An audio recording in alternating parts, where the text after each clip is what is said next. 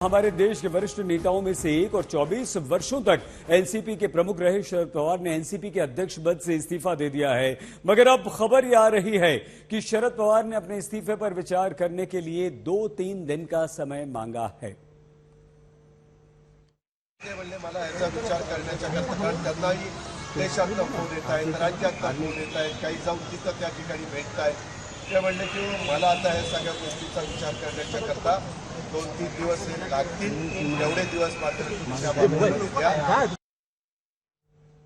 शरद पवार इस्तीफे पर विचार इसलिए कर रहे हैं क्योंकि उनके इस्तीफे के बाद पार्टी के कई नेताओं ने उनसे इस्तीफा वापस लेने की अपील की थी। मगर अजीत पवार ने साफ साफ कह दिया कि बदलाव जरूरी है। शरद पवार के मार्गदर्शन में एनसीपी आगे बढ़ती रहेगी। अब प्रश्न बना हुआ है कि क्या शरद पवार इस्तीफा वापस लेंगे? जवाब हमें 2-3 दिन बाद मिलेगा। मगर आज क्या क्या हुआ देखिए। जनतेचं प्रेम, सरकारचं प्रेम, त्यांचा विश्वास हाच माझा श्वास आहे।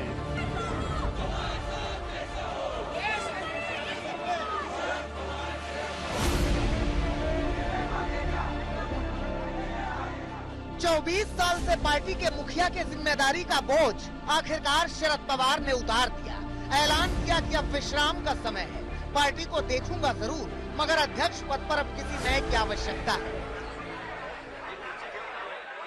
जनतेचं प्रेम, सरकारचं प्रेम, त्यांचा विश्वास हाच माझा श्वास आहे। यापुढे आपणापासून कोणतीही हरकत नाही। मी आपणासमोर होतो आहे आणि शेवटच्या श्वासपर्यंत जाईन एवढंच या ठिकाणी सांगतो आणि आपली रजा घेतो। शरद पवार का इस्तीफा एनसीपी के समर्थकों के दिल में शूल की तरह चुभा। पार्टी के सभी लोग साथ बैठे हुए थे। पवार चुप थे, माइक घूम रहा था, हर आदमी अपने दिल की बात कह रहा था और दिल की बात यह थी कि पवार अध्यक्ष पद से इस्तीफा न दें। जितेंद्र हवाड़ तो विनती करते करते रोने लगे।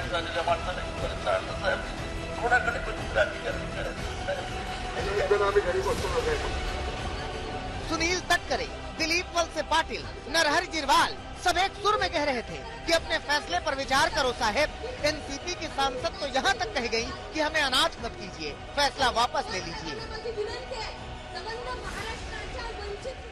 आपण गोरगरिबांचे, अल्पसंख्याक, दलित, महिला यांचे आधारस्तंभ आहे साहेब। देशाला आपल्या नेतृत्वाची, आपल्या अनुभवाची गरज आहे।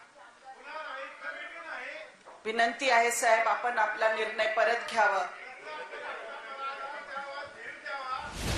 महिला विधायक रोने लगी, बोली सब कुछ हो सकता है मगर इंसान माँ बाप नहीं बदलता। आप हमारे लिए उनसे कम नहीं है, फैसला वापस ले लीजिए। आम्ही आपल्या सगळ्यांच्या वतीने आपल्याला विनंती करतो की आपण आपला हा राजीनामा जो आहे हा ताबडतोब मागे घ्यावा आणि ही सगळी जे आहेत आयुष्यभर तुम्ही म्हणा त्याप्रमाणे आम्ही वागलेलो आहोत, तुमच्याबरोबर चाललेलो आहोत, सुखात दुःखात तुम्ही आमच्याबरोबर राहिलेले आहात। अशा वेळेला आम्ही कसं काय तुम्हाला बाजूला बसून देऊ शकतो आणि आम्ही आपलं काही करावं वगैरे। सामने पवार चुप थे और कार्यकर्ताओं के दिलों में हुक पैदा हो रही थी। पवार के सामने ही कार्यकर्ता छाती पीटने लगे। सबकी एक ही मांग थी कि पवार इस्तीफा न दें। साहेब तुमच्याशी काही दूर गेले नाही, जाणारही नाही।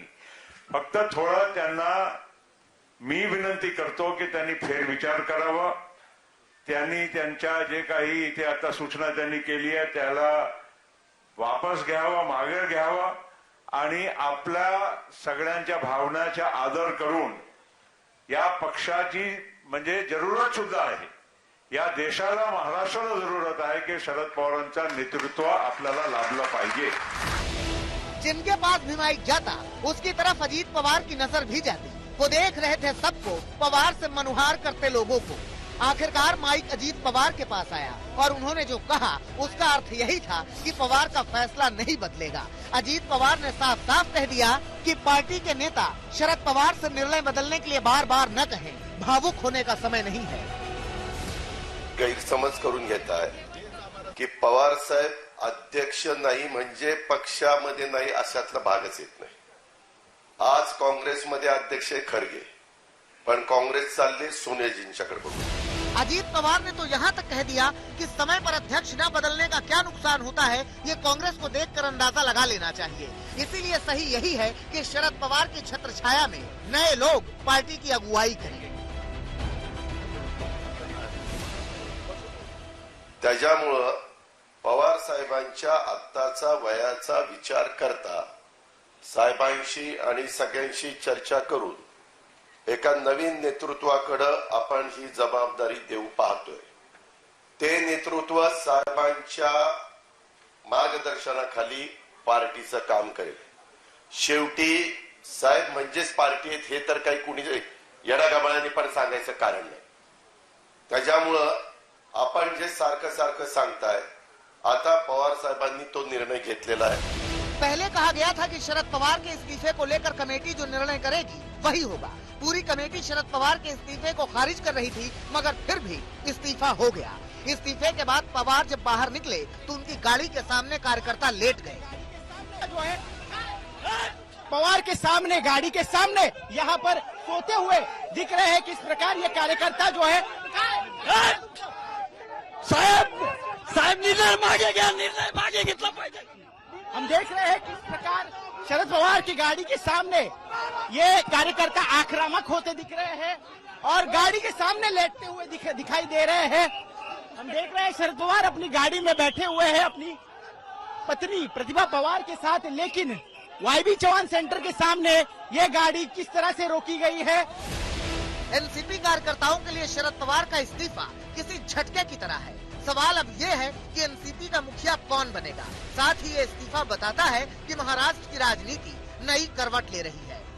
मुंबई से ऋत्विक भालेकर, पंकज उपाध्याय और साहिल जोशी के साथ आज तक ब्यूरो।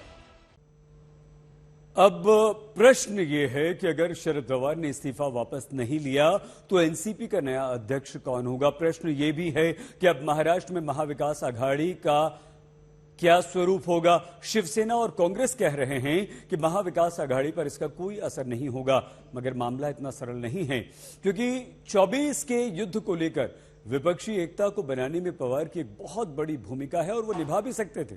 लेकिन जिस तरह से शरद पवार का इस्तीफा हुआ उससे प्रश्न ये भी है कि क्या शरद पवार का इस्तीफा पहले से तय था।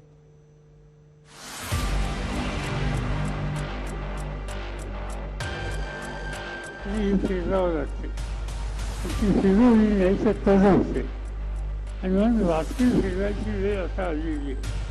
आता नक्की वेळ ही आलेली आहे की विलंब करून चालणार नाही आणि शेवटच्या श्वासपर्यंत जाईन एवढंच या ठिकाणी सांगतो आणि आपली रजा घेतो। 2 दिन पहले ही शरद पवार ने बता दिया था कि एनसीपी के तवे से रोटी पलटने वाली है, मगर तब किसी को यह अंदाजा नहीं था कि रोटी ऐसे रुतबे वाली होगी। किसी ने नहीं सोचा था कि पवार अध्यक्ष पद छोड़ देंगे, वरना 18 अप्रैल को ही शरद पवार की बेटी सांसद सुप्रिया सुले ने कहा था कि 15 दिन में 2 राजनीतिक विस्फोट होंगे, एक महाराष्ट्र में, दूसरा दिल्ली में। तो क्या ये समझा जाए कि पवार का इस्तीफा पहले से तय था? कम से कम प्रफुल्ल पटेल को तो नहीं मालूम था। सुनिए पवार के इस्तीफे के बाद प्रफुल्ल पटेल की शरद पवार से क्या बात हुई। ये हम सब लोगों के लिए अचानक एक प्रकार से जिसको बोलते हैं कि शॉक, एक आघात जैसा था कि उन्होंने इस तरह का वक्तव्य किया और हम सभी लोग बहुत दुखी हैं। पूरे पक्ष की भावना, सभी छोटे से बड़े कार्यकर्ता सभी की भावना ये है कि उन्होंने अपने पद पर ही कायम रहते रहना चाहिए, उनका मार्गदर्शन हमें मिले। अभी हम सब लोग अभी शरद पवार जी के पास जाएंगे, कुछ वरिष्ठ लोग, और उनसे बात करेंगे और कोशिश करेंगे और हमारी उम्मीद है कि हम उनको मनाने में सफल होंगे।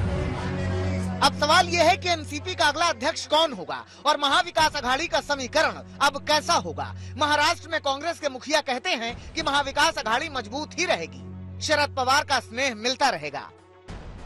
इसमें एमवीए को कोई फर्क नहीं पड़ेगा।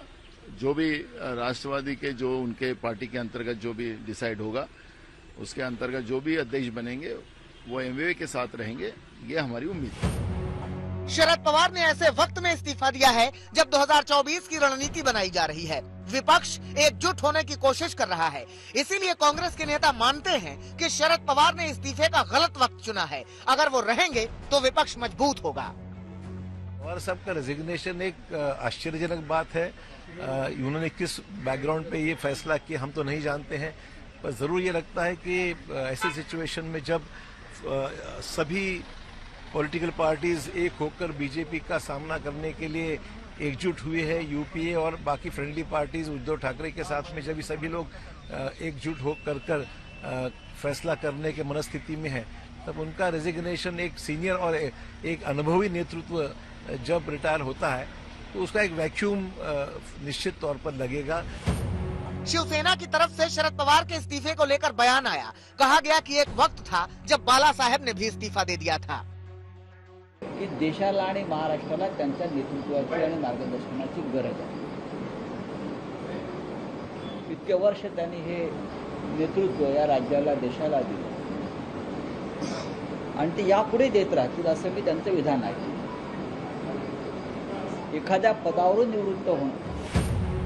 एनसीपी में तेजी से बदलते समीकरणों पर बीजेपी की भी नजर है। बीजेपी कह रही है कि तस्वीर क्लियर होगी तो आगे की रणनीति भी क्लियर करेंगे। महाराष्ट्र की राजनीति में क्या इसको संशय की दृष्टि से देखा जा सकता है? इसीलिए तो मुझे ऐसा लगता है कि हम लोगों ने राह देखनी चाहिए कि ये क्या हो रहा है, क्यों हो रहा है, ऐसा क्या होने वाला है। ये सारी चीजें जब तय होगी उसके बाद ही इसके ऊपर हम कमेंट देंगे। महाराष्ट्र की राजनीति में पवार का पावर अक्सर देखने को मिला है। अब अगर शरद पवार ने इस्तीफा देने का निर्णय लिया है तो जाहिर तौर पर इसके भी कुछ मायने होंगे। मान के चलिए कि पवार का इस्तीफा महाराष्ट्र की राजनीति में कुछ बड़ा होने की शुरुआत है। मुंबई से ऋत्विक भालेकर, पंकज उपाध्याय और साहिल जोशी के साथ आज तक ब्यूरो।